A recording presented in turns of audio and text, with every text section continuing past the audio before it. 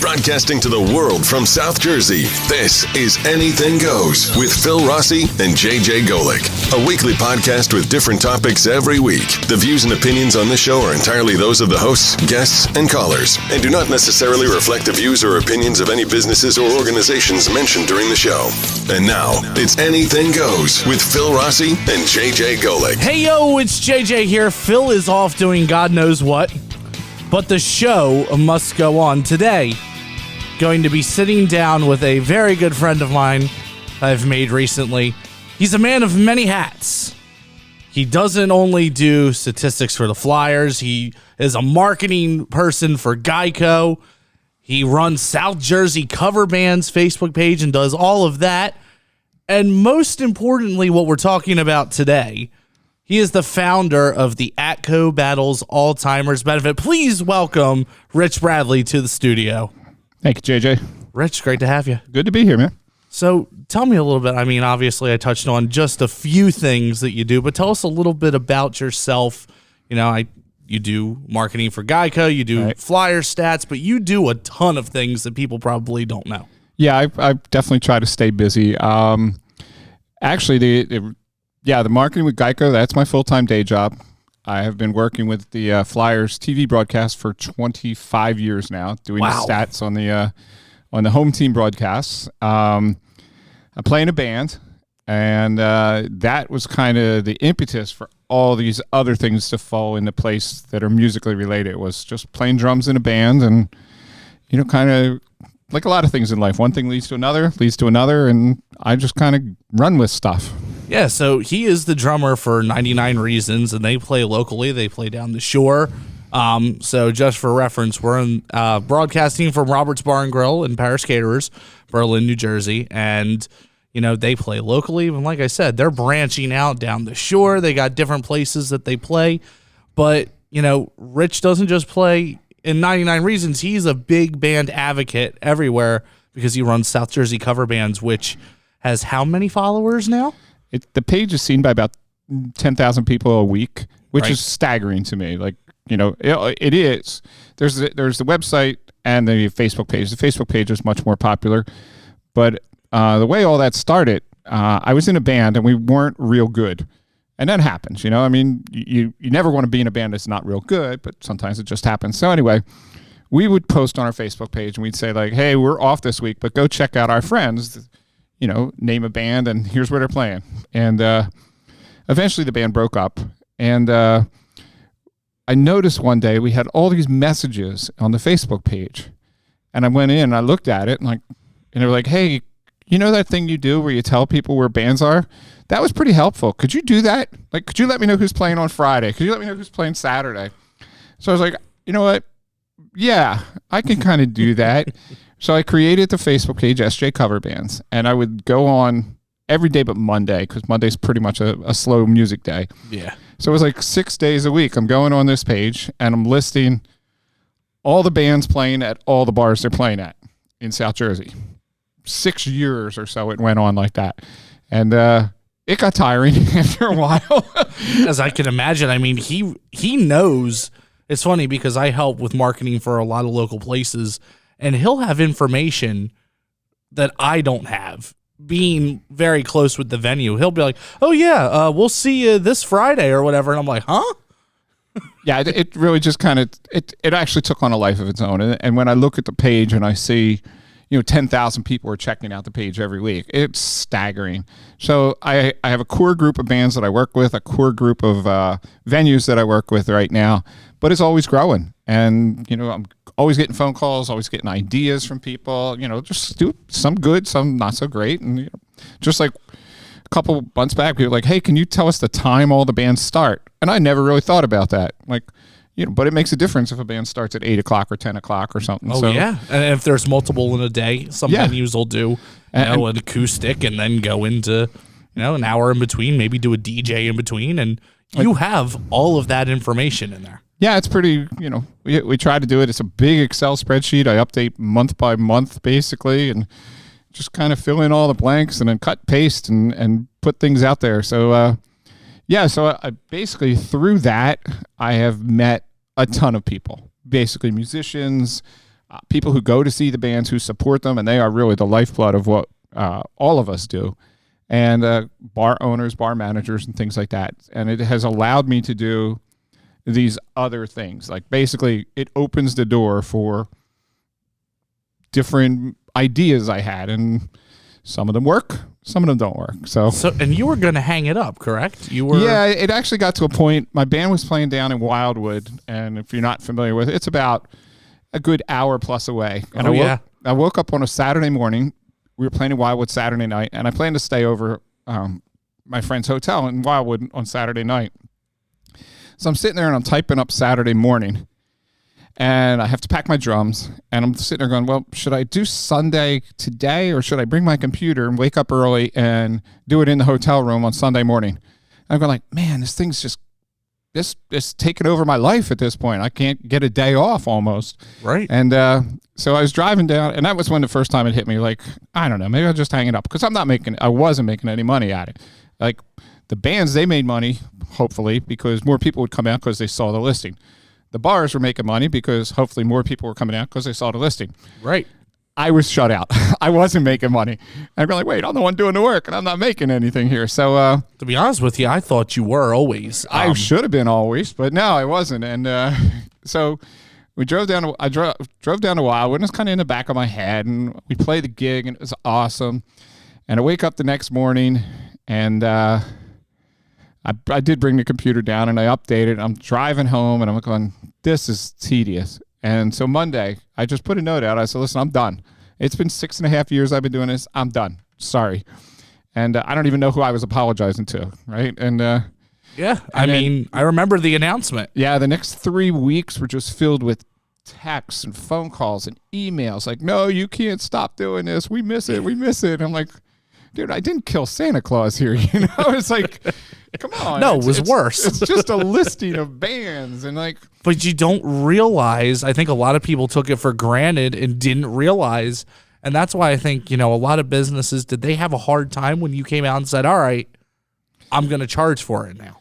Yeah, they do. And it's something you and I have talked about, with your relationship with the bars is like, when I was playing originally, back when I was in my 20s and 30s, like bars would advertise. Bars would spend money. Oh, a lot of money. They'd advertise in the paper. They'd advertise on cable TV, But anymore, cable TV doesn't really exist, so. Radio is becoming a radio's thing almost of the an past. afterthought, so they don't really spend money, and they've gotten used to not spending money. So when I came at them and said, listen, I'm going to guarantee you 10,000 sets of eyeballs a week, 40,000 a month, and here's my price. And my price was, I think it's $300 for a venue.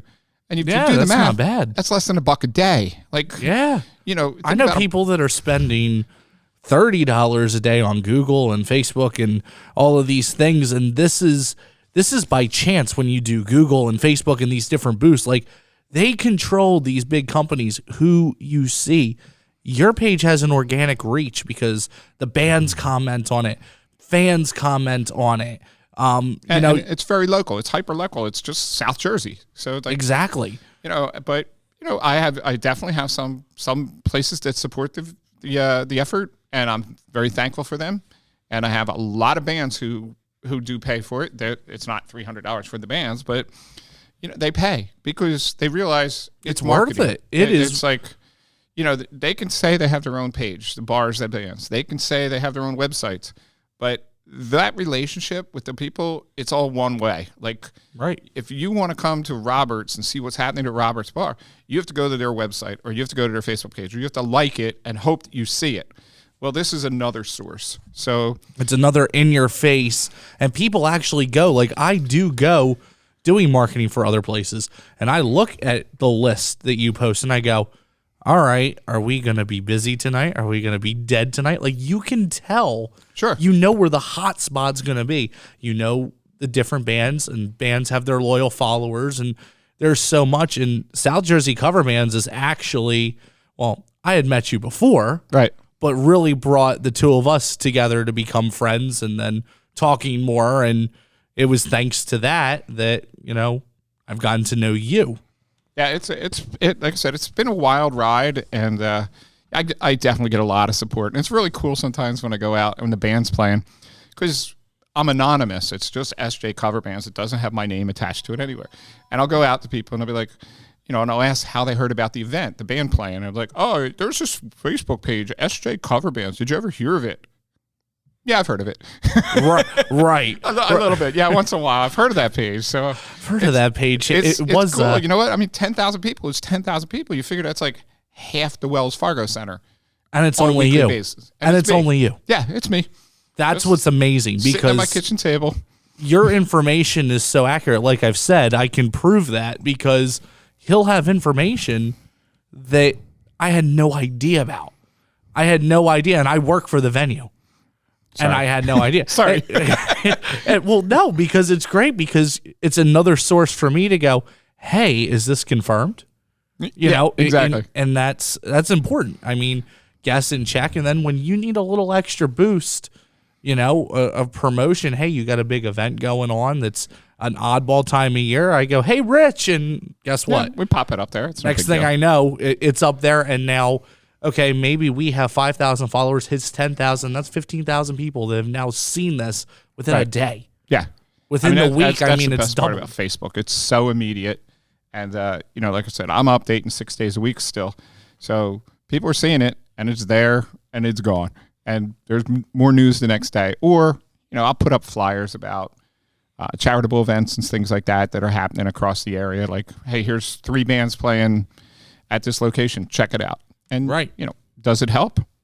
I'd like to think so. I don't think there's any metrics that you can go, yes, I definitely brought in, 14 more people or something. But the only way is if you go around and you say, hey, how did you hear about this? Yeah, and I'm not doing that. And even then, you know what? You know how many times, like on a job application, it'll be like, how did you hear about us? And I'll just be like, corporate website, I don't know. Yeah. Something like that. I mean, Jack and Jill ice cream guy told me. Yeah, right. Whatever. Someone was Gritty told me, he came up whispering in my ear at the game. He talks.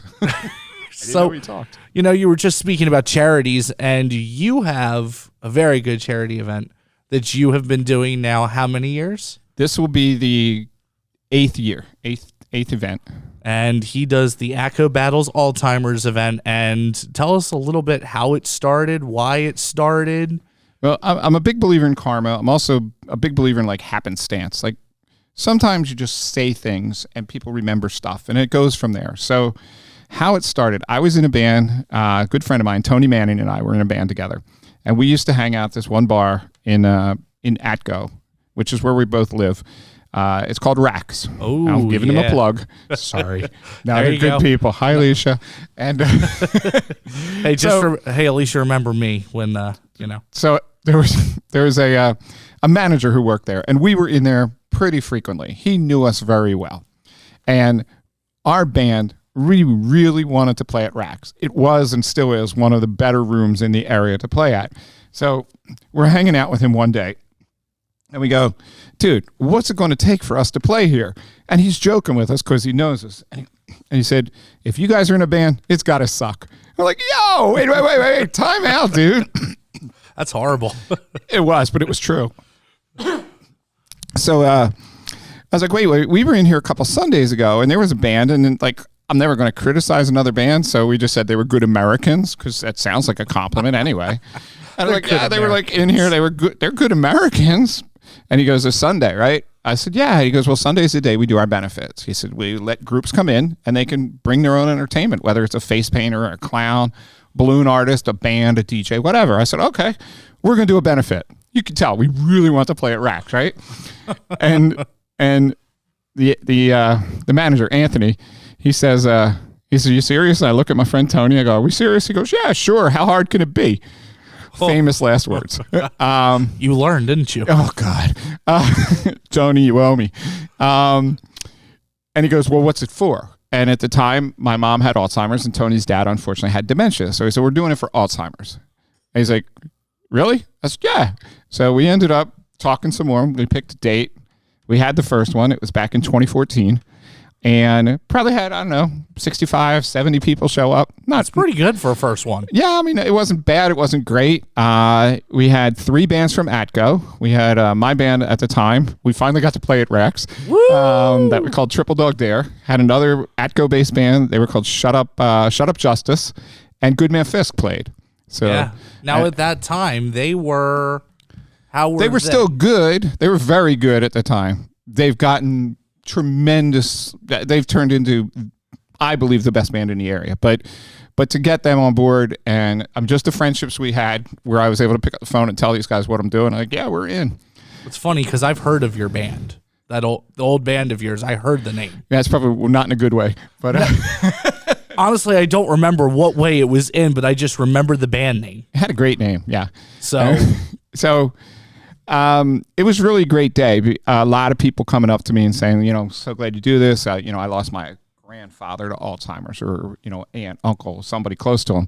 And, because the crazy thing about Alzheimer's is you could talk to someone and not realize they have it. Unlike so many other ailments and illnesses, you can see if someone is sick.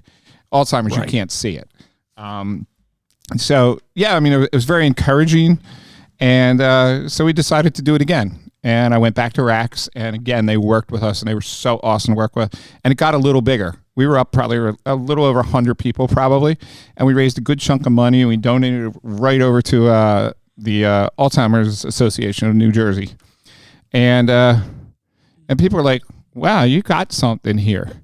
And I really didn't, but I got kind of greedy. I had 7 performers for the second band. I had...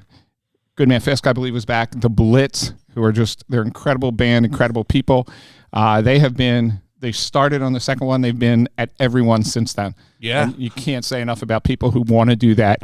And I had my friend who was a comedian. I had an acoustic guitar player. I had a magician. I just had everything. I kind of made a lot of phone calls, got a lot of friends. You made it something that was going to be fun. You took time. You put more time into it. And as I can imagine, you probably put even more time into it as the years have gone on. It just was like a great Sunday afternoon. Unfortunately, between the first event and the second, I lost my mom. So it was very cathartic. What's the word? Cathar. C-A-T-H. It was very good for my soul. Right.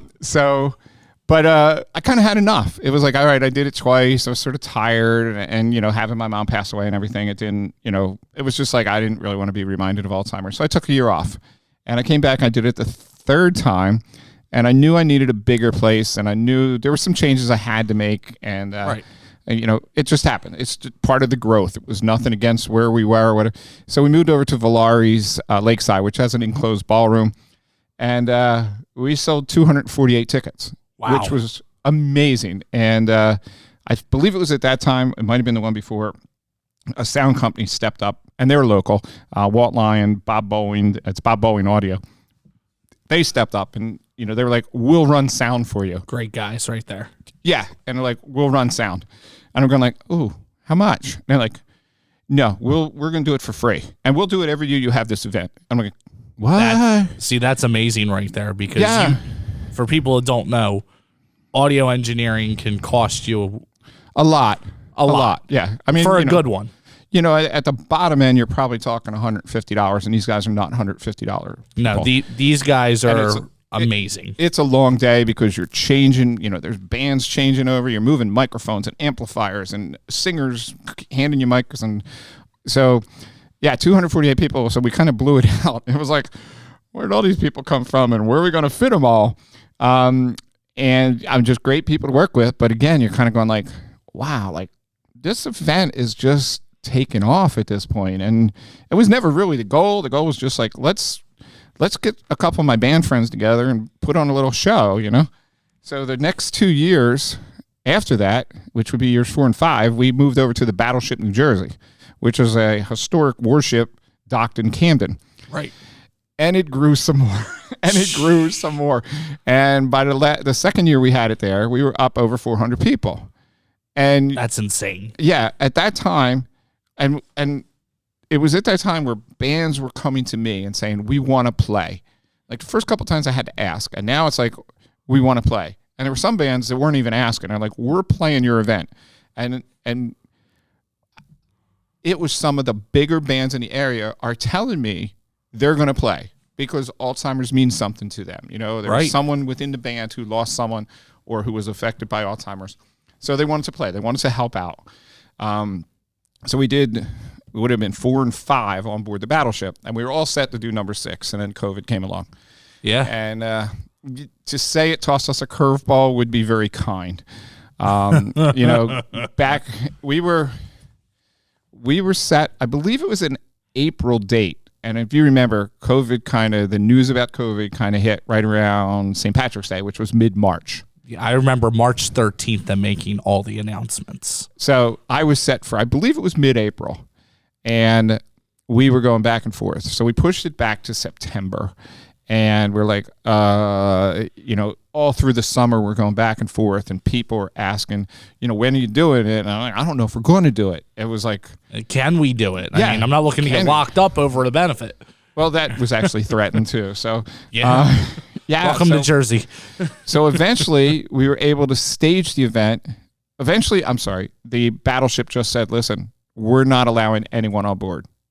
Forget it. And this was like, we had rescheduled the event for a September date at the time because we just pushed it back. And I looked at the Eagles schedule, and I remember doing all this. This is like the stupid stuff you do. But the Eagles had a Monday night game, or a Sunday night or Monday night. They weren't playing Sunday afternoon, so we always do the event on a Sunday. So I was like, all right, we're going to do the event this date. And now I had a date. I had bands. I didn't have a venue, which last time I checked is kind of important. So just a little bit. I put something out on Facebook. I was like, yo, help me, folks. Like, you know, if we want to do this, you know, yeah, we got to take our precautions. We got to do what we got to do. Where? And again, people stepped up and we moved it to the Flying W. Right. Which is a private airport in Medford, New Jersey. It's kind of fenced in. They have more or less like a picnic area. It's covered. So like 3 weeks prior to the date, we moved it. We announced we're moving it. And absolute craziness. And I can't imagine. But we pulled it off. And you just kind of go like, nothing's stopping this thing. Was that the year that there were bands that normally would have played that couldn't because of the reschedules and everything? No, that was the next year. Oh, that was the next. See, because I remember that my uncle's band ended up filling in. Yes. And that was a big deal because we had lost my grandfather's sister to Alzheimer's. So that was a very big deal. It meant a lot for him to be in the benefit. And that's actually how I'd heard of the benefit, but I didn't realize how big it really was. Yeah, we were selling 600 tickets at that point. And then we got to do it the next year. And then, so we did it in September. I think it was September. And then we were planning for March. March or April is usually when I try to do it. And there's a reason for that, and that is because the better bands are down the shore after Memorial Day. So they can still play the event before they go down the shore. So I targeted the next year, and we had a date, and then it got really bad. Like the whole COVID thing just was at its peak. And again, unfortunately, we don't have the benefit of hindsight at that point. We're trying to make things. We're trying to do things on the fly. So we picked out a date, and we sold the tickets, and then we got into a lot of legal issues. I'll just put it that way. I was threatened with not jail time, but a pretty heavy fine as an organizer for an event. They were doing that to a lot of places, a lot of venues, organizers, and to be honest with you, I was kind of hoping when that happened that a lot of people were going to step up instead of stepping back and say, we're not doing this. But, it is what it is. Trying to fight the state and the higher ups it's hard. You either are all together and we're all going and we're doing this, or it's not happening. Well, when they started threatening about pulling liquor licenses and stuff, then it was like, all right, we're postponing this event. That was how we phrased it. We're just postponing. You can't, because at the end of the day, the benefit is, you're trying to make money. Right. Folks, like if you're going to go to it, you're going to buy tickets. please understand we're there to make the money. Yeah. I mean, it's great that these bands volunteer and you can have a good time with your friends and you can dance. But the end result is we're doing this to raise money to fight Alzheimer's. So we had a date, and it ended up like, then they kind of lifted everything. But we already had to postpone it. So we pushed it back to June. And while it was a very short time frame, we pushed it back. 3 of the bands who were supposed to play now were already booked down the shore. So now I had to get 3 other bands to step up and say, yeah, we'll do it. And, they did. And it was awesome. We still pulled the event off and people had a great time. And, if you were, if you were fearful of COVID, you wanted to stay away, you can. If you want to wear a mask, you can. Everything about the day was super cool somehow. A lot of people needed that day. I remember hearing after that day, hearing Sunday night into Monday, oh my God. I mean, I know a ton of people who went. That was great. Yeah. It was much needed. I got to go out. I heard live music. There was food. There was booze. It was a great time. It was like being normal again. And that's when I really started looking into it, going, wow, that's pretty cool. And then to find out, that my uncle had played in it. I'm like, that's pretty cool. There's a big benefit, and it started in Atco. Yeah, the amazing thing about that event, number 7, was that I put the tickets up for sale, and we had 750 tickets, I think was the number I arrived at. And they sold out in 4 days. And you're going like, wait a minute. Like, we're not talking like U2 here. We're not talking Bruce Springsteen. We're talking cover bands in South Jersey. But like you said, people wanted to get out. People wanted to feel like a community again. And they did. And it turned out just to be an awesome day, despite everything that was thrown at you. A number of people couldn't make it. We're doing refunds. And as soon as I'm doing refunds, I'm selling the tickets again. So it was sold out. And, it's always funny when we do the event and like someone's going to come up to me and go, when's the next one?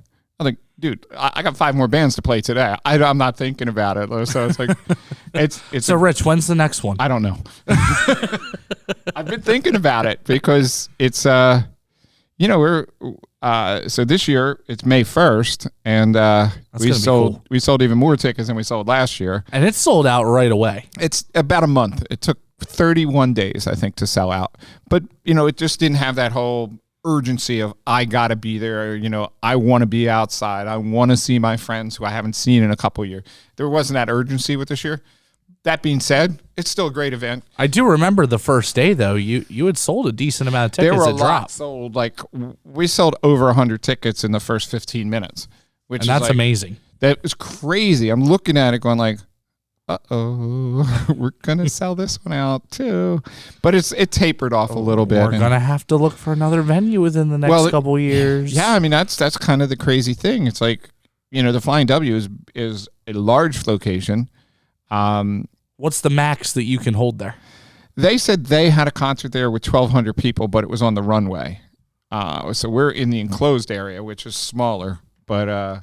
I mean, you could put up some tents, and as long as the band and the stage is covered. You're talking about the stuff now where you're spending money.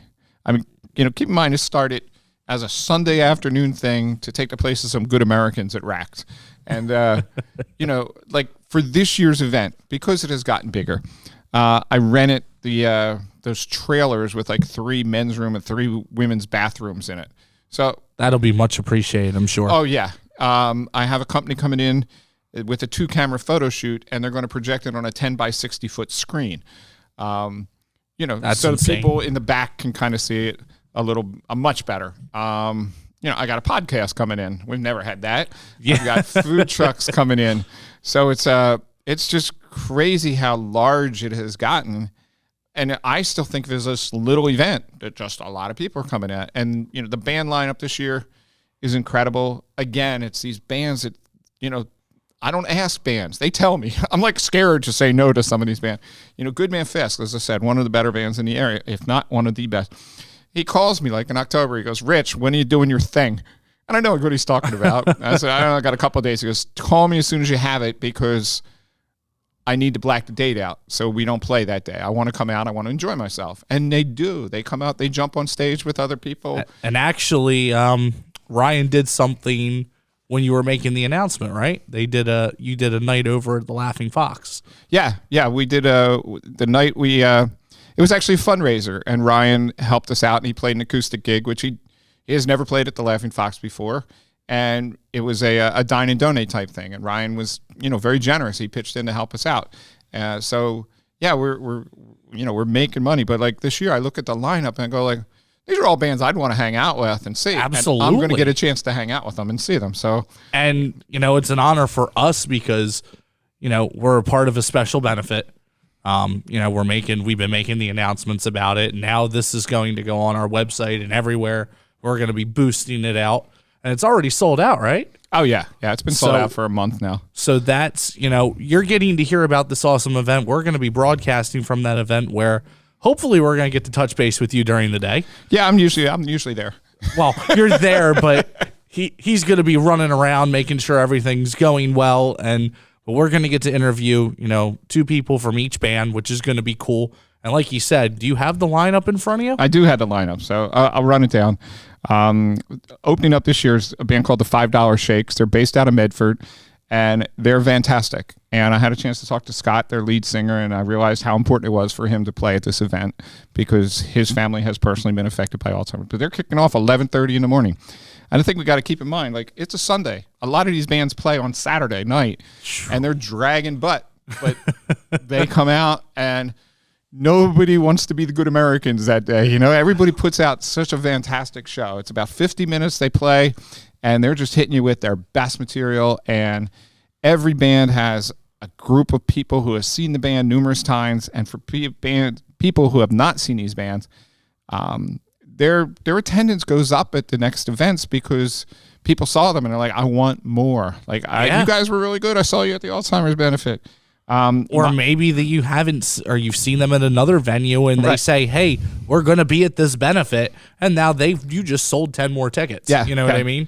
My band goes on second, 99 Reasons, and we play the night before. So I don't know what I was thinking. I thought it was a good idea at one time, and I don't know what that. Well, last year we played late in the day, and that didn't work out so well. I was tired. I mean, I'm there. I'll be there along with Walt and Bob with the sound company. We'll be there like 7:30 in the morning. I'll be there with you guys because I got to set up too. Coming up after us, Goodman Fisk.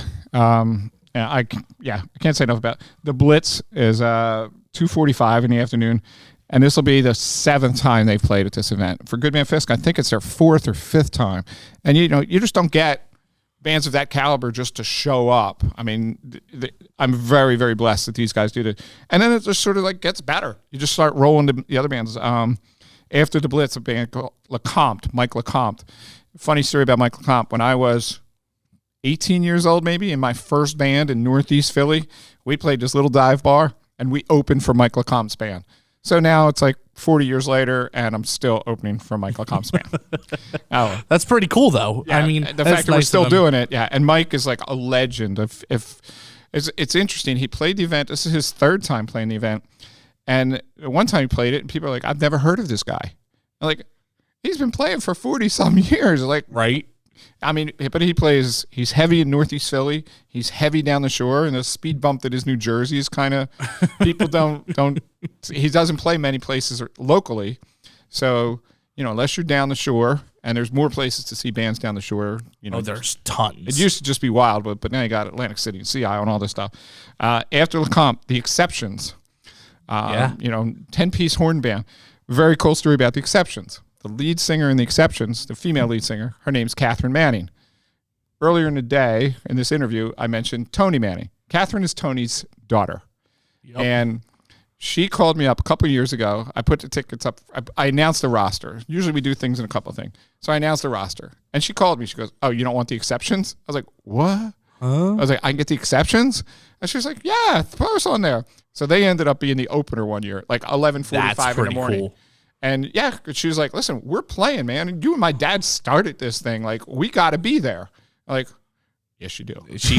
She's really cool. I went to school with her, and it's amazing to see how she has grown. Yeah. We're actually going to be interviewing her separately. We're going to have whoever from The Exceptions, but because of her latest announcement, right, and how much she has grown, we're going to be, I already was in contact with her. I said, "Hey, listen, I don't even know if you know about this yet, but we're interviewing all the bands that are there, but I need to sit you down too, because here's another Atco, that's going to be going somewhere. Oh, yeah. Yeah. Already is somewhere, but is going further. It's kind of like another Good Man Fisk. Yeah, her new band is fantastic, and she's fantastic. And now, when I talk about how there's a music community, many years ago, my band needed a fill-in singer, and Catherine filled in for us. So it's kind of like the whole thing just weaves together and stuff.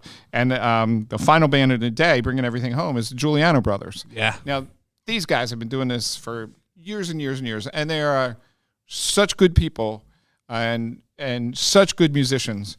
And this is probably, I think it's their fourth time doing the event. Like I said, I wish I had to call these bands and say, hey, kind of grovel a little bit. And it's totally the opposite. Like, we want to be involved. Hey, when's it happening? I haven't even thought of the next date. And, you're asking, when's the next date? Yeah, I could probably get 9 bands in a heart. I don't want to. I need to take a step back. I need to look at it objectively and say, where to next year? What are we going to do?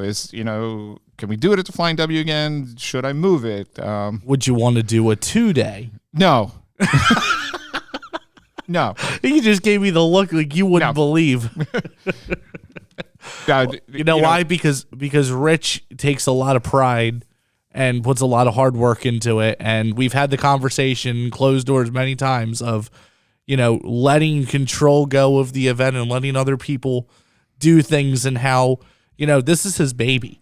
Yeah, it really is. If you've ever had something like a band or a podcast or your own, it's your baby. Well, you can ask. I have a bunch of great people helping out. One lady, Renee, she's taken over the food trucks, which we've never done before, and she's taking it over now. She will tell you I am micromanaging her to death, and I probably am, and I apologize, Renee. But hear that? He apologized. And then I got Liz, Shelly, Janet, Barb, and I know I'm forgetting at least 2 ladies, and they run the raffles, like start to finish. I got stuff in my car right now. I got to run it over to Liz's house because they package everything. They make it look all pretty. They sell the tickets. They sell the 50/50s. And at the end, every couple hours, she checks in with me and says, oh my God, we're doing so great. And but it's like, yeah, you do have to give things up because it has gotten to a point. The scale is just so large, and you're just like, that was the other thing. I got a DJ company to play between bands because whatever, why not? Yeah, they're volunteering. So it's amazing to me how many people want to be involved.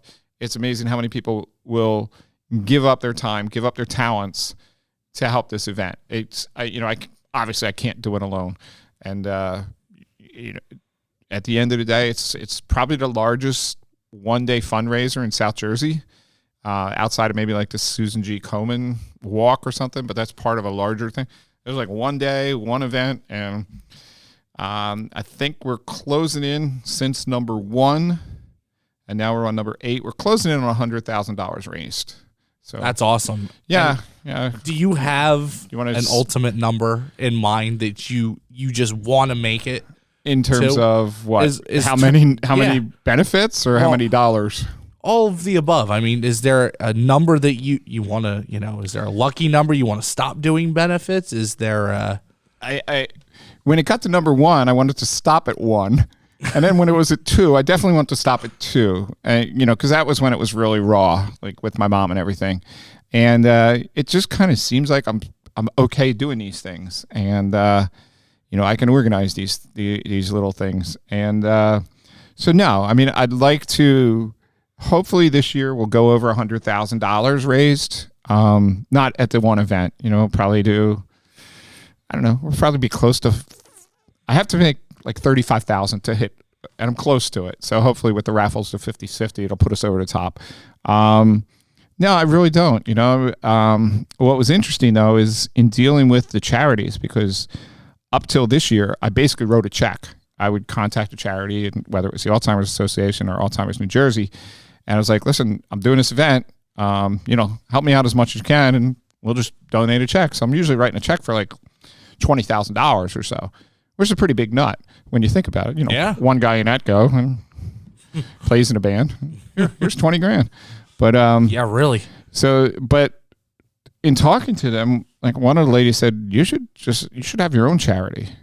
I go like, no, I'm too busy, man. I don't want to do this. Guess what happened? Guess what? I have my own charity now. So, so this year the money raised will go to a charity I founded in the name of my mom. So it's the Florence K. Bradley Memorial Foundation for Alzheimer's.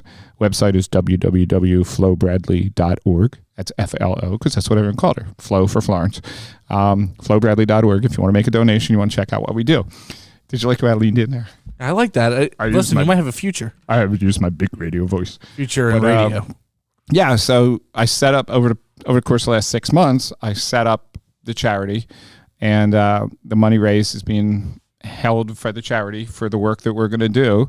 And so, I mean, I can talk about that. I'd like to talk about that if I got time. Absolutely. Okay. Absolutely, you have time. Well, so what we're doing with my mom's charity, I call it, the Florence K. Bradley Memorial Foundation for Alzheimer's.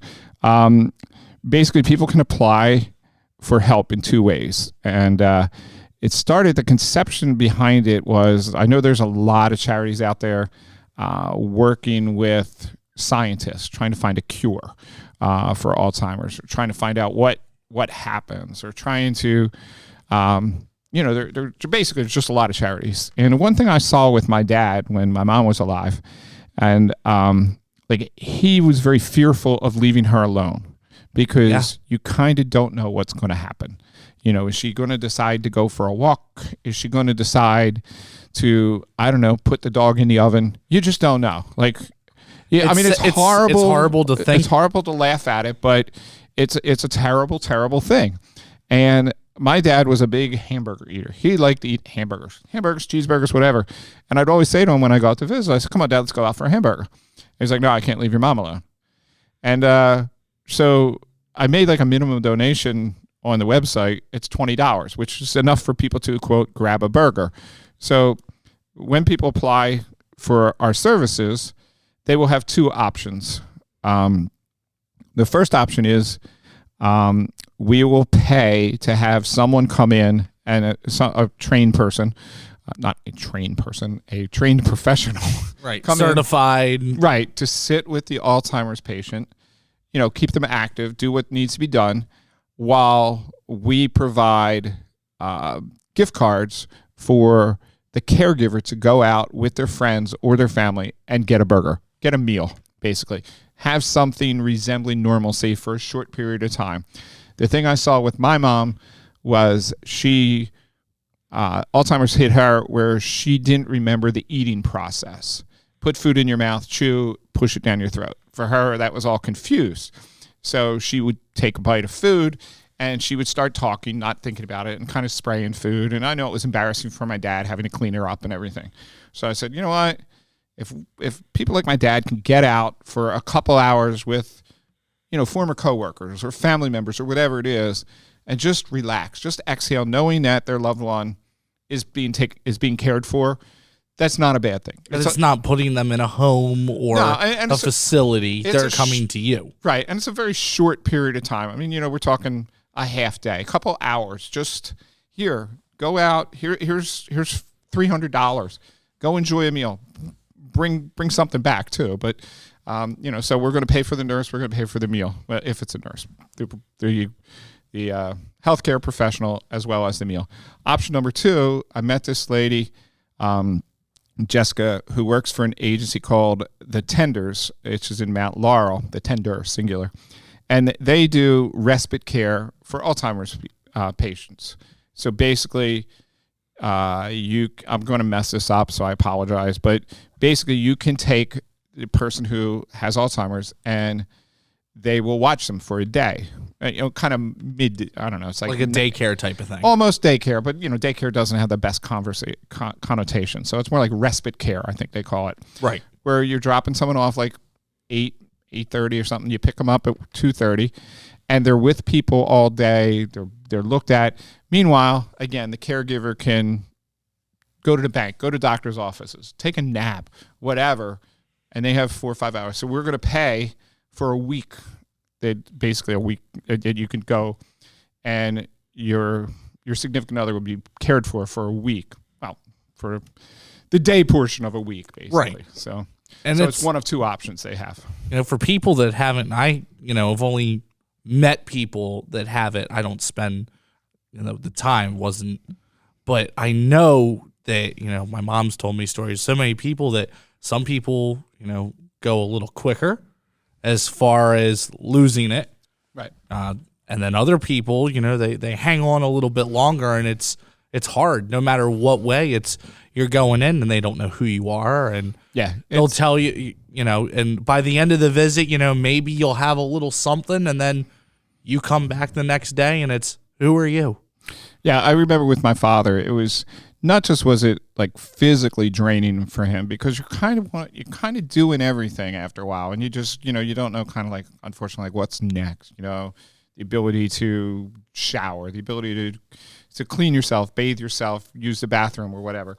So there's the physical drain, but it's also mentally draining, just like, as you said, like kind of what's next. And, he was in his 70s when all this happened. You kind of go like, you've saved up, you should be taking your trips to Europe right now and doing all the fun stuff that you work so hard for and put money away for, not like, wiping mom's face because she forgot how to eat, basically. It takes a strong person to be able to do it too. Oh yeah. And like you said, I mean, these caregivers, sometimes it's a very short period. Sometimes it's 15, 20 years of this. And you just kind of go like, so, knowing what I knew about my parents, that's what we came up with. Like, let's give the caregiver a pat on the back and some time to hang out with friends, family, coworker, whatever it was, just to kind of enjoy some me time, because they don't get enough me time. I know, my mom and I have the conversations. She's going to be doing something at some point for the benefit. And I was talking to her about it, and I said, she brought up I guess that would be my great aunt or something like that. She always told me, you would have loved her, the personality. And she just keeps reminding me like how hard it was to watch, just not knowing who you are, not being able to do the stuff that, that they used to be able to do. And then, you have the caregiver, which in a lot of cases, the husband or maybe, one of their children. Right. And it's just, the one person you used to be able to sit there and talk to and have that conversation, they don't even know who you are. Yeah. And they don't know what they're even talking about. They'll be talking to you, and then out into space, there it is. And with my mom, there was a repetition. She would like ask the same question 3, 4, 5 times within a very short period of time. She always, and for her, like the person she remembered in my life was someone I went to middle school with. And she would just say, how's George doing? He's good, Mom.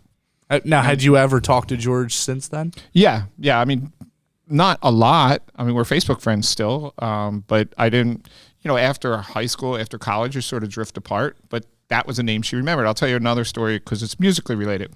So I'm a bit older. I was born in 1961. The Beatles came. They were on the Ed Sullivan Show, 1964, I believe, right?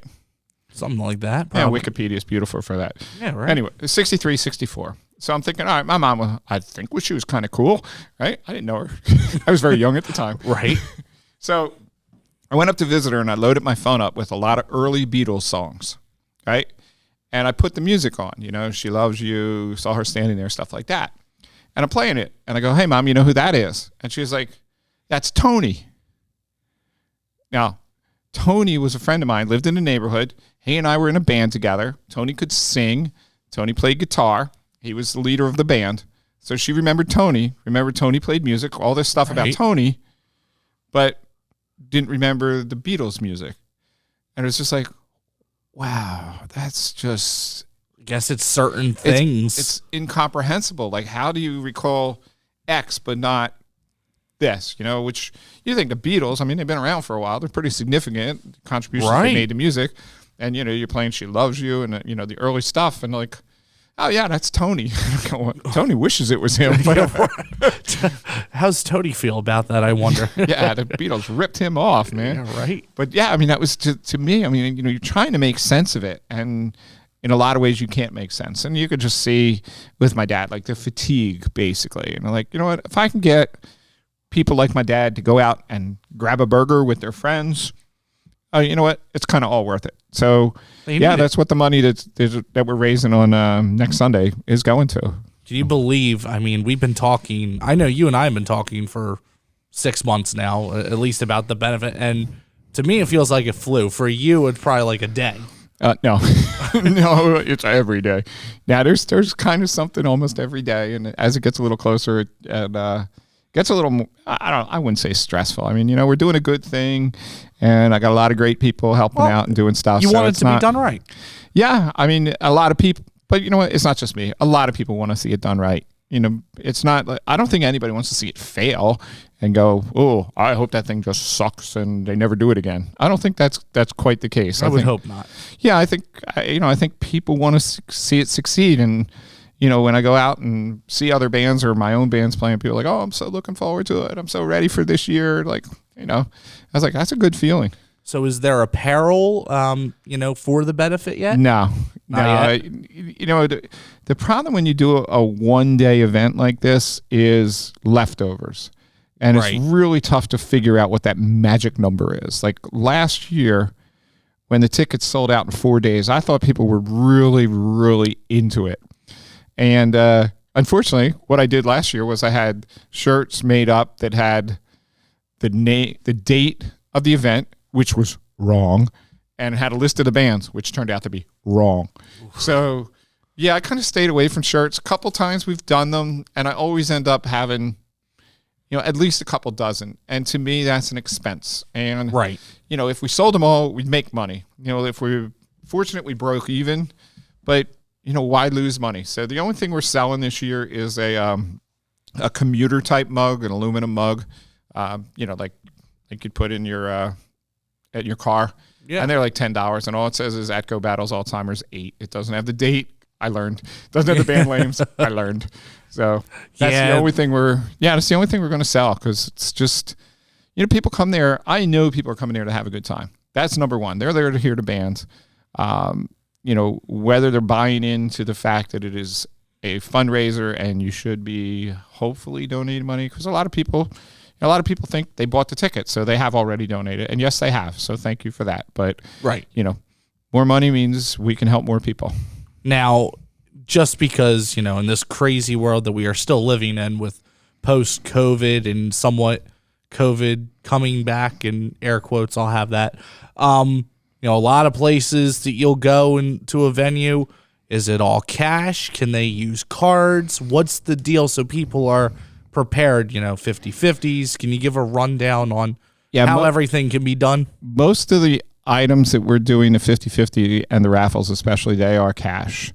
The bar service is card and cash. Like, you can use either, obviously. Cool. And I think it is the same way with the food trucks. Okay. So the cash only thing is the raffle items and the mug sales and the 50-50s. So, in other words, make sure you bring cash, because I hear there's a lot of great items coming.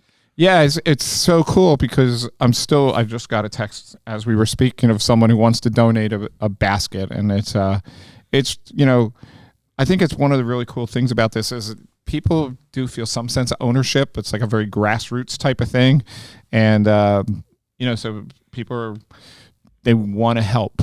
And it's a beautiful thing. I mean, it really is, when you kind of go like, there's people I know from seeing them, and they're like, we're going to donate a basket. How can I get it to you? And I said, here's my number. Call me, text me. I'll get it from you. And, then I have to drop it off at Liz's house, which gets by next Friday. It'll be full. Her whole living room, unfortunately, will be full of stuff. But it's worth it. It's worth it in the end. You know what?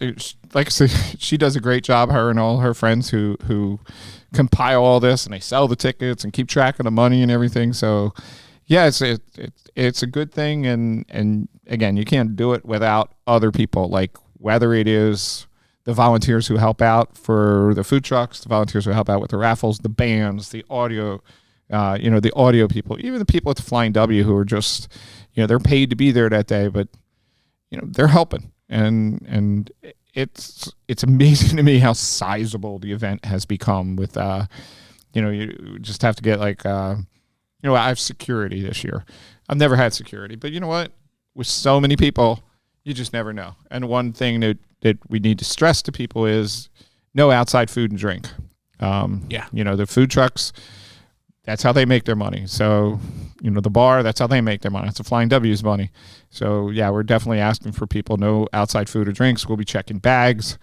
And, you got it. Unfortunately, these are the things you learn as it grows. If I can add, just because, going out and seeing all these things, I think I speak for everybody when I say, don't be a jerk.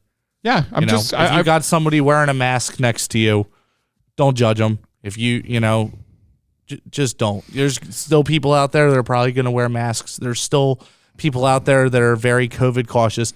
Even if you don't agree with it, don't believe in it, we're all there for two reasons. Number one, to raise money for this benefit. Number two, to have a good time, because we're all one when we're under there. Yeah, I sent an email out to all the ticket holders a couple weeks ago, and that was like the last thing. Like, I'm just kind of detailing things like, we're going to have this, we're going to have this, we're going to have this. And like number 7, number 8 was like, be nice to each other, be kind.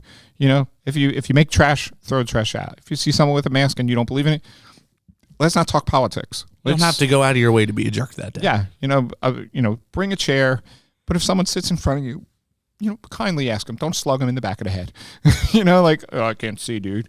Okay. Everyone wants to see. Everyone wants to. Well, that's part of the reason that we're renting the big screen, because it's not a raised or elevated stage in any way, shape, or form. Although people have offered to pay to raise, bring in a raised stage, but it's only 2-3 feet. So you go like, okay, but there's still people way in the back. They're not going to see it. So we're going to have a cameraman, and it's going to be 10 feet by 60 foot. You're going to see that drummer from 99 Reasons on a big ass screen. I need still frames from that, please. Oh, no, you don't. And it's fun because you see these bands and they really do get into it. I've seen videos from the past. I've seen some close-ups, and it is a good time. And I'm very excited to be there. And I already warned I warned Phil. I said, I'm going to be sneaking away during some of these bands. I love seeing people post a lot of pictures on Facebook and other social media. And it's not just the pictures of the bands playing. It's what you see going on in the background, where you see like the bass players from 3 bands getting together and just talking. I'm trying to think, like last year, maybe the year, it had to be 2 years ago, Goodman Fisk is playing, and all of a sudden the singer from the Blitz is with them. My band was playing, and I step aside, and the drummer from the Blitz takes over. And there was a great video of my singer as I walk up next to her, and she's like, wait, what are you doing here? You're supposed to be back there. We had LeCompte a couple years ago, and Catherine Manning, they called Catherine Manning up on stage, and she sang a song with LeCompte. Totally not rehearsed, just spur of the moment, like, yo, let's bring her up here. Yeah, and for the bands, that's the cool thing for the bands. It's like, most of these bands are so busy, they don't get a chance to see other bands. So this, for them, is a great chance to come out and go, wow, I did not realize, or it's been a long time, type thing. So it's very cool. I was joking with Anthony Baker, who is the drummer in Goodman Fisk. My band's going on second, but I got other things I need to do. The drummer in $5 Shakes, who goes on first, he's a lefty. I'm a righty.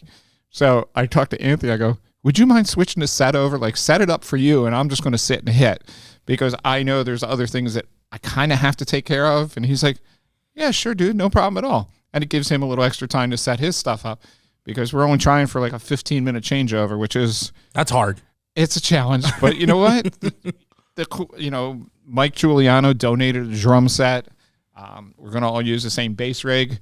And, Bob Bowling and Walt Klaus, Walt Lyon, they're running the front of the house with us. And it's just going like, you got to do this, you got to do this. And it somehow it runs pretty much like clockwork. It's called controlled chaos. It's like putting cats in a bag. Yeah. But at the end of the day, you get to sit there with a beer in your hand and go, shit, we did it. Somehow. Yeah. I usually get a chance, like sometime right after the last band goes, where I can just kind of lean back a little bit and go, well, somehow this came together yet again. And then someone's going to tap me on the shoulder and say, you want a beer? And I'll go, yes. And then someone's going to tap the other and shoulder. What are you doing next year? Shut up. Where are you doing it next year? It's going to be bigger and better. And, I'm going to be the wise ass now. I'm going to pull you aside at the very end of the benefit and go, Rich, you did it again. What's going on next year? And he's going to. Yeah. Look, remember, we're do not that. on FCC regulated, so you can say whatever you want. I don't think so. I'm looking forward to it. I think it's gonna. I mean, you have an all-star lineup. Yeah. You got food trucks. You got booze. You got a great community that's coming together. What more could you ask for? I don't really know. Let's just pray for good weather. Shut up. No, I've listened to people over the past couple of years, and people are, a lot of people aren't shy, and they mean well. It's like, oh, you know what? You should be doing X or X or X or whatever. Don't you love that? You should be. Yeah, but you know what? They mean well. It's like, think about it type stuff. And that's where the big screen came from, because people were like, I couldn't see. And part of it was something you alluded to earlier. There was good social distancing, because a lot of people, they're cautious. It's fine. And they put their seats. They everybody's got to bring their own chairs. You do you. And they set up in the back, but they could hear the band. They couldn't see the band. So I was like, well, how could you see the band? And like, what about if we do this? And like, okay. And, the food was it was long line to get food. Well, then we just bring in more food, Right. The bathrooms got dirty. Well, after 6 hours, it's going to happen. Right. We'll bring in more bathrooms. So yeah, we listen to people. I listen to people, and, they'll make suggestions, recommendations, whatever you want to call it. It's all good. I'll take it. And, if it's really good, we'll move forward on it. If it's not as good, you just kind of go like, why would they say that? Type stuff. You kind of go like, what's the thought process of, maybe it'll hit you later. Yeah. No, I mean, like when we did it on the battleship, someone said they ran out of food. And I met with the caterer and somebody said you ran out of food. Now, I only heard it from one person. So I was like, I don't think that was true. But you can't say that. So I met with the caterer like the next week, and he was like, look, here's a list of what we brought. Here's a list of what we sold. Here's a list of what we came home with. We didn't run out of anything. There's no zeros anywhere. I was like, okay. Now, did this person go up to order food when they were cooking something and say, we don't have, whatever, cheesesteaks right now? Or did they just say, we don't have cheesesteaks because they were busy cooking more cheesesteaks? That kind of stuff, Yeah, it's what you hear. So, but again, when people do say stuff, well, it goes to show you care. You're looking into the situation. Sure. You're trying to make it better. When I did it year number 3 at Valari's, part of the deal that year was there was a buffet, and there was a lady who was very upset that we didn't have a gluten-free option. Oh boy. And I said, yeah, I'm really sorry. We don't have a gluten-free option today. And I can't make one right there on the spot. I said, you have 2 choices. One, I'll give you money. Go order a gluten-free option from the restaurant and I'll pay for it. Or B, here's your refund and thanks for showing up and sorry we don't have what you have. And she ended up getting something to eat at the restaurant and I paid for it. But, I don't want to pay for everybody. Not a lot of people would do that either. Yeah. I mean, most people are not of that ilk or whatever. And you just kind of go, but it happens. When you get that many people in one place, something's going to happen.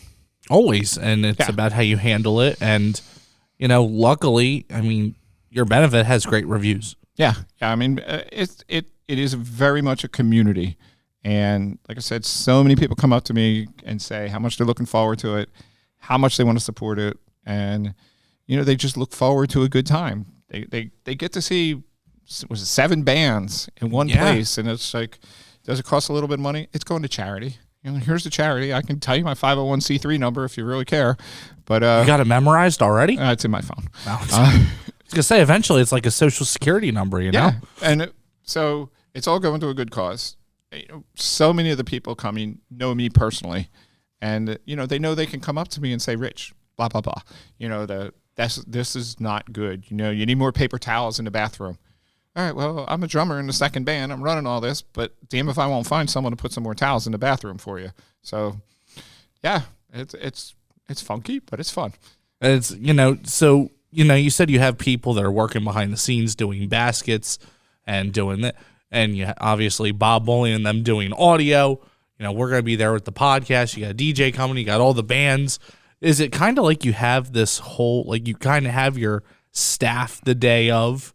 Oh, yeah, very much so. You have all of, are they going to be in some sort of, they're going to have a color on, or so that people can recognize them? There's 4 different colored lanyards that they'll be wearing. So there's one for production, there's one for the bands, there's one for the staff, and there's one for guests. So it's all color coded, so people can see it and go, oh, okay, yeah, you're in production, so you probably don't know anything about the raffles, hopefully. Right. And I mean, that's, of course, you'll post that on the page and everything. I mean, the only people who are going to be color coded are the security guys, and they're going to be in black shirts that say security front and back. So yeah, I've worn those before. But, no, I mean, and I met with them, and I said, listen, I don't want anything heavy handed. We're not like at a punk rock club. These are people who, for the majority of them, are 40 plus. We just want to make sure everybody has a good time. So you're just a deterrent. Say something. Yeah. Right. That's don't be a jerk. Don't be a jerk. And we've had so few incidents. I 0 actually. that's pretty few. I just knocked on wood for you. Thank you. So, I think we'll continue that streak. And I see many more benefits down the road. I know you're not thinking about them. I know you're not, because you're busy. You're doing all this stuff. What type of benefits am I going to work on? Come on. Oh, well, listen, I mean, you only got the one right now, but I mean, you could, there's so much that I know how your brain is. Yeah, we were actually, I was kicking around like a mini golf tournament or something like that. Just something goofy. If you did, you could do little events throughout the year. Well, that's just it. This is such a huge scope. I mean, this is, for anybody who's ever run a golf tournament, it's got to be a similar scope to a golf tournament. Car shows and so but a lot, again, it's so much can go into, even if you think you're doing a small event, there's so much that goes into a small event as well. There's a good friend of mine owns a store in Cherry Hill, and they do like online auctions for autographed sports memorabilia, music memorabilia, and things of that nature. Cool. And so I'm working with him. Can we make it an online auction linkable to the website, and so people can buy stuff and they get some pretty cool stuff, and we make some money at it? Can we do that? I don't know. Let's see if we can. Yeah, really. I mean, that would be. I'm probably not doing T-shirts and sweatshirts and stuff like that, because I don't know how many people want to wear something with my mom's name on it. So you never know, though. You really don't. That would be a question for the polls. Cool logo, but golf tournaments are big. As you mentioned, car shows. So there's a possibility for a lot of stuff. I just don't have that right now in my head. I've got May 1st and May 2nd actually is the bigger day, because I'll be off. Call him on that's the day everybody's going to call you and ask you for the date. My coworkers at Geico have said, take that Monday off. Oh, I'm going to. He's going to shut his phone off. Nobody's going to talk to him that day. Last year, I was back at it at like 7:30 in the morning, because you just don't shut off. Well, you probably got the adrenaline too. Like after a great gig, it's like, great. Now I can't sleep. I was there 7:30. I left around 7:30. Went out to get something to eat. By the time I got home, probably like close to 9:30, 10 o'clock, and I couldn't sleep because you're just buzzing. So, is there an after party? No, not that let's put it this way: if there is, I haven't been invited. I was just thinking that. Yeah, right. I was just thinking, of an after party type of maybe all the staff or the bands that just, if they're not performing later that night, go and hang out. The crazy thing is, like, if you've ever been up to the Flying W, it's really not like near much, and you are talking a Sunday night, so right. You'd have to find a place that's open after. The last band closes at 7, so we're not getting out of there till 8, 8:15, 8:30. At least. Yeah, so you kind of go like, where are we going to go at that hour? Maybe like Chicken Pete's? I don't know. Rax. Yeah, maybe. Yeah, Rax. Well, we could go to Rax and Atco and have everybody meet up and. Yeah, but I think most people are just they have the same thing as me. It's like there is a build-up. You talk to the guys from the $5 Shakes who've never participated. And they're into it. They're looking forward to it. They're going to play at 11:30 in the morning. But they're ready. They want to do it. How much coffee do you need for that morning? we don't know. You know what? There's so much adrenaline, and I think the word I've used a couple times is community. And so you go there and you just see people and a lot of smiling faces. So you don't really need to get amped up. If you can't get amped up knowing that you're going to be playing on stage in front of 850 some people with 6 other bands staring you down, there's probably something wrong with you. and coffee ain't going to cure it. Coffee or Dunkin' Donuts. Now, Walt Lyon, he's another case. I got to buy him a big ass thing of coffee because Walt goes through it in a hurry. Does he? Oh my God, yeah. Well, see, I for me, like, I'll be having a case of Mountain Dew or something and ready to case of Mountain Dew. Listen, if I could hold a tap Thursday. Listen, you know how the business is. You just Wow. especially when you have looking at the calendar. I think that's the triple trifecta this week. It'll be a Friday, Saturday, and then I got the benefit Sunday. And like you said, getting up early in the morning for some people is, I text you good morning the one day and you're like, dude, it's 1:00. Good morning. I've been at work for 5 hours. Thank you. It's well, like for me, we have a Flyers game Friday night. I got the band is playing at the Laughing Fox on Saturday night. And then, we're done at midnight at the Laughing Fox. So I got to break down. By the time I get home, it's well after 1. And to be there at 7:30, I'm leaving my house quarter to 7. You taking the back roads? You don't really need to. Not on a Sunday morning. You're just so it's like, to be there 7:30, I'm leaving quarter to 7. So go figure what time I got to be awake. Yeah. It's 6 o'clock or something. So yeah, I'll be on like 4.5, 5 hours sleep. And you stopping at Dunkin'?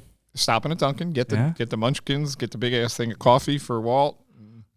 Yeah, we do the load in, then people start showing up. So I can send you my order so I can sleep in a few minutes? You're going to get munchkins. That's it, dude. That's great. Yeah. And because I think the production truck is coming like 8 o'clock. The bathrooms will already be there, but we got to make sure we square everything away there because they're going to be zip ties. We have to cut the zip ties, just like little things like that. And you're going like, huh? Okay. It's fun. So I'm going to have a front row seat to all of this. No, you're actually way in the back, dude, because that's where the electricity is. No, that is what it is.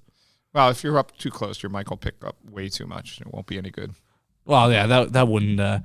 So don't forget, you can come visit us too. Like I'm encouraging. I want people. Well, we're going under the one pavilion. So you'll be avoiding the bright sunshine that's going to happen that day. Thank God.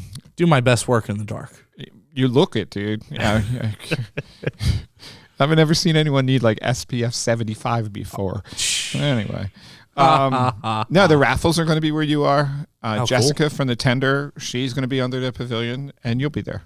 Awesome. No, that'll be good. And, since, we're talking to you, obviously we're going to try to talk to you throughout the day. We're going to talk to the bands, any of the vendors that want to come over. Anybody, this benefit means something to you. I encourage you, come over, talk to us. We don't bite. We might be a little hungry then. But luckily we'll have some munchkins. Yeah, there'll be some munchkins, and I'm going to visit the food trucks, and we'll be out there, taking looks at the bands. It's an amazing, amazing day for people who've never been there. They might have some preconceived notion of what it is, and that's wrong. Go back and look on the page, look on the website, and you can see what we do. And it's spectacular. It's amazing. It's awe-inspiring. And, again, I can't do any of it without like this small army of people who help out and the bands who very generously donate their time and talents. So I guess before we wrap it up, if there's any notes or anything that people that it's their first time they should know, such as parking. I know you said the carpool. We already talked about, the raffles are cash, the bar and some of the food you can do cash and credit, but to be on the safe side, how technology is, bring cash. I'm just going to say that now. Yeah, make sure you have some. Parking is going to be a challenge. No doubt. There's not a lot of parking around there. I didn't make any arrangements for Uber or Lyft or anything like that to be making shuttle runs. Wear comfortable shoes. Bring a chair that's very comfortable. They don't have seating there, so you have to bring your own like camp chair or whatever.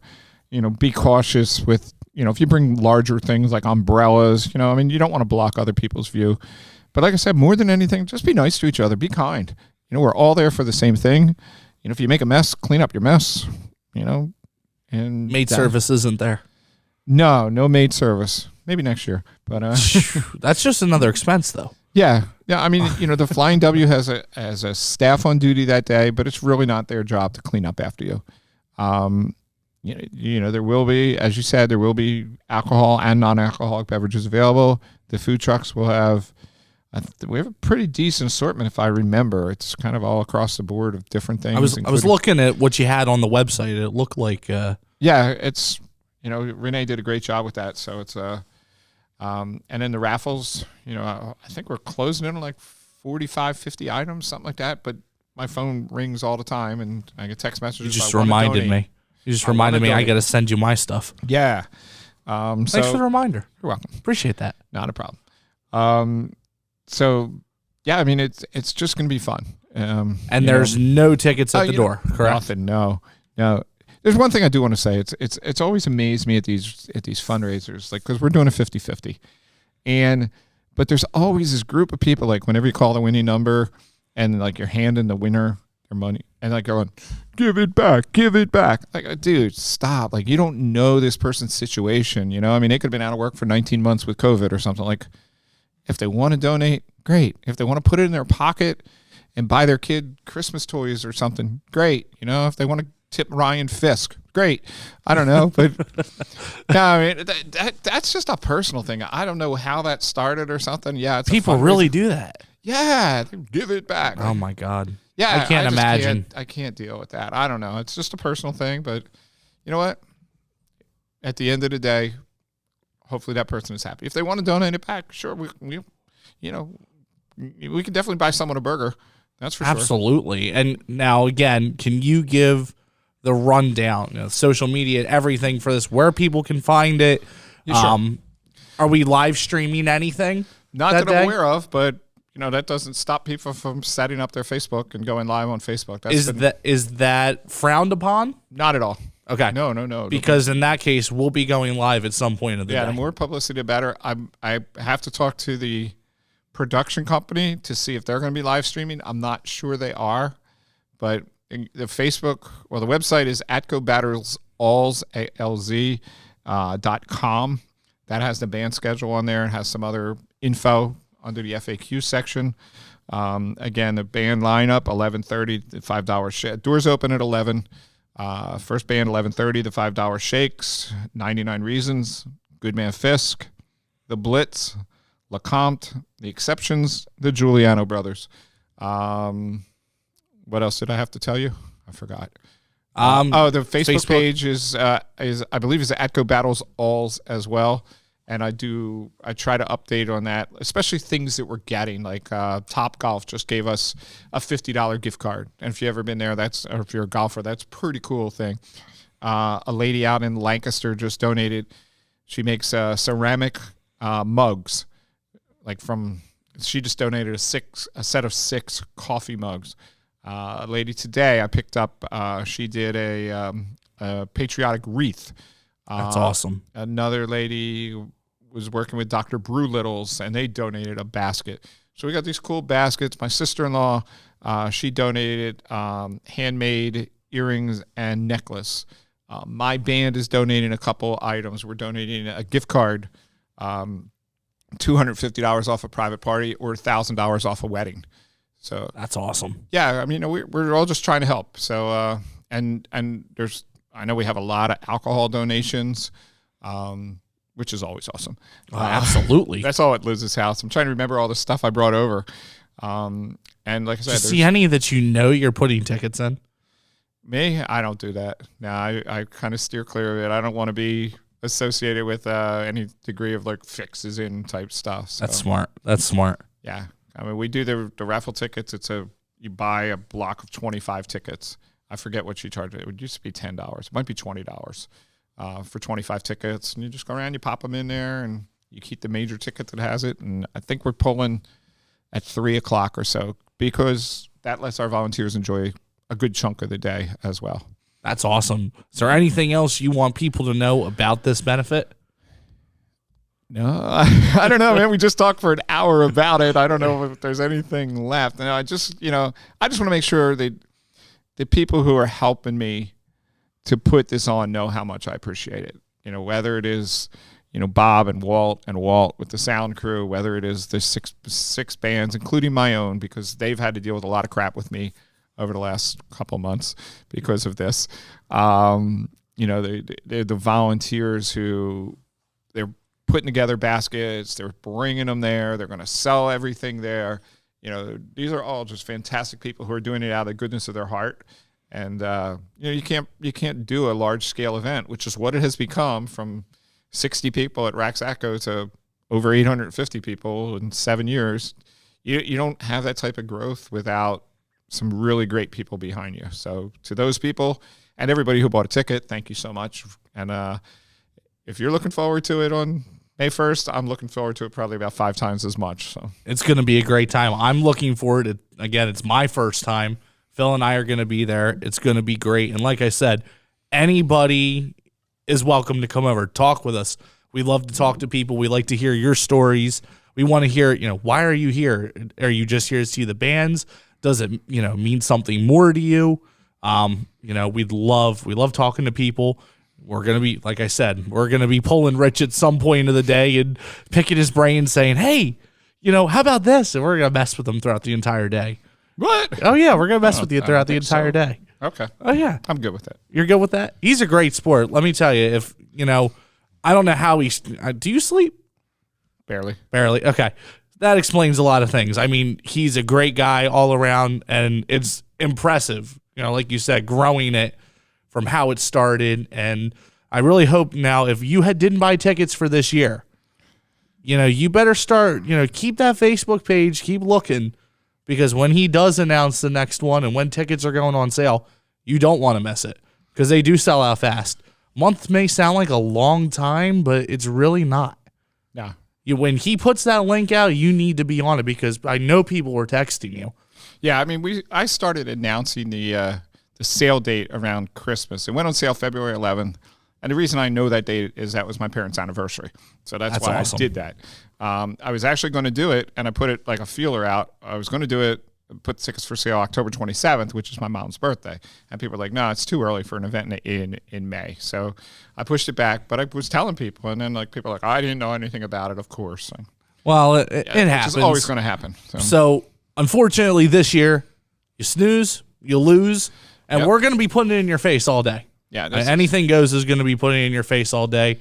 Hopefully someone on your Facebook page will be putting it in people's faces and saying, look how great this is. You should be here. Should have bought tickets. Yeah, it's the 4th year in a row it's sold out. So it's it's definitely like snooze you lose type thing, and people are get ready for it. I don't know when we're doing the next one. I don't know where we're doing the next one. I don't know if we're doing the next one. No. You can't see. It's going to be just like the Facebook page for South Jersey cover bands. There's no way that you're going to be able to give it up that easy. The folks from the Blitz are going to listen to this and call me and go, we're in next year. You know that. Yeah, Renee, I know you are. Yeah, right. Everyone's now going to call you because, it is, let's see, what time is it right now? 6 o'clock. Yeah, and I mean, look, time flies. The two of us, you put two of us in a room. Yeah. And this is what happens. So I'm looking forward to it. You're looking forward to it. May 1st, we're going to be in your faces all day, and it's going to be a great time. Ladies and gentlemen, Rich Bradley putting all of this together. He's awesome. Thank you so much. That's it for this episode of Anything Goes. I believe that's 35 in the book. Special thanks to Rich Bradley for coming out. The Atco Battles Alzheimer's Benefit. It's going to be awesome. We're going to be there rubbing it in your faces all day. So make sure you stay connected with us. Facebook, Twitter, Instagram, our website, anythinggoespj.com. The socials at anythinggoespj. Make sure you check everything out for the Atco Battles Alzheimer's Benefit. Peace. This is Anything Goes with Phil Rossi and JJ Golick.